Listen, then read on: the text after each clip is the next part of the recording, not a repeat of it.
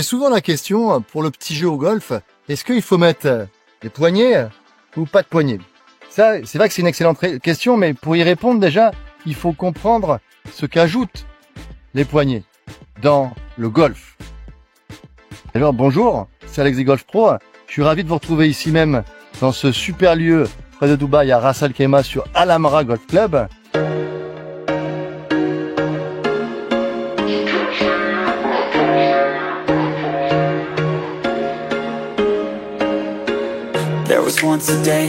Là, on va parler d'approche. Et d'approche, comme je vous ai dit dans le titre, est-ce qu'on doit armer les poignets, ou est-ce qu'on doit avoir des poignets plus figés?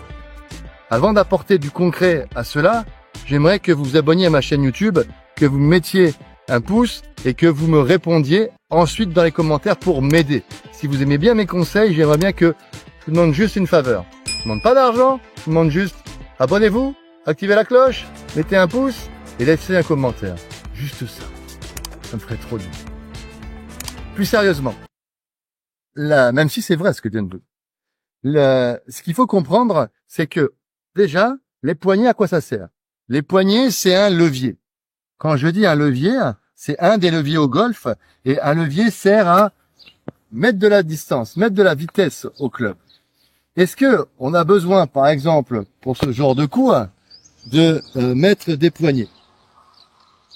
Et là, la réponse c'est ça dépend. Ça dépend de quelles sont les distances que vous parcourez lorsque vous mettez un système. Vous avez le Y ici entre les bras et le club, et lorsque vous allez tourner d'un côté et de l'autre. Ça, c'est ce que j'appelle le système Y. À partir du moment où vous maîtrisez le système Y, dit autrement, à partir du moment où vous mettez moins de poignées, vous allez avoir un dosage de vos approches beaucoup plus précis. Et c'est ça qu'on veut, parce que c'est la difficulté dans tout ce qui n'est pas plein coup, c'est de réussir à doser, bien sûr, au travers d'un bon contact. Donc, alors, parfait. Donc ici, si je suis à cette distance-là pour moi, je vais pouvoir avoir mon système où j'inhibe mes poignets. Tac, tac. Ok, le coup, oh, magnifique. Va y rentrer quand même. Maintenant, je sais que, on va dire, quasiment c'est le maximum de la distance pour moi, et j'ai deux possibilités. Salut à tous, je me permets d'interrompre cette vidéo pour vous annoncer une nouvelle qui va vous plaire. Je suis en train de créer une plateforme qui a vocation à devenir la plus grande communauté de golfeurs. Vous y trouverez des interactions authentiques, mes meilleurs exercices, mes meilleures astuces pour solutionner vos problèmes de contact, de distance et de dispersion. Et ce n'est pas tout. Vous pourrez également trouver vos partenaires de jeu. Des experts dans le matériel, des joueurs professionnels viendront interagir avec vous. Plein de défis vous attendent pour gagner de nombreux lots et plein d'autres surprises également. Tout se passera sur le Discord. Votre inscription prend juste 3 minutes, et 3 minutes qui peuvent vraiment changer entièrement votre plaisir de jeu. Ne manquez surtout pas cette opportunité unique, puisque les premiers obtiendront un statut de pionnier. Allez, profitez maintenant. Je mets le lien soit dans la description, soit dans les commentaires ci-dessous. Si vous êtes motivé, vous allez le trouver.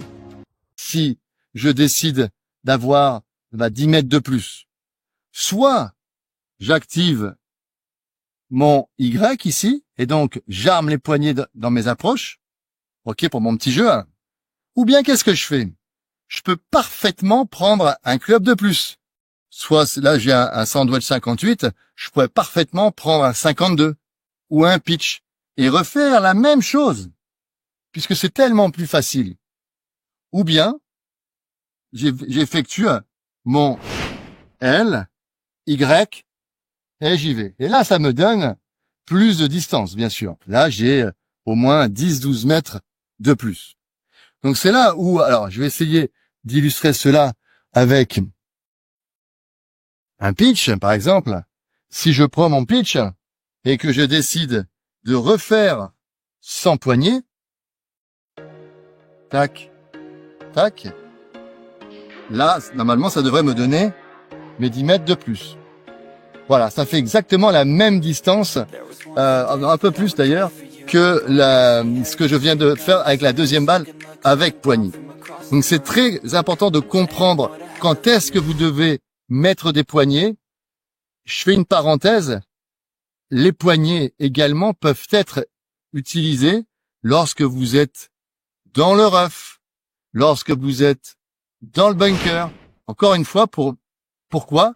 Pour créer plus de vitesse de club. Très important de comprendre ce concept pour pouvoir l'appliquer ensuite avec vos approches au petit jeu. Donc, mettez-moi en commentaire si vous êtes plutôt avec poignée ou sans poignée et qu'est-ce que vous faites justement pour varier ces distances dans votre petit jeu au golf.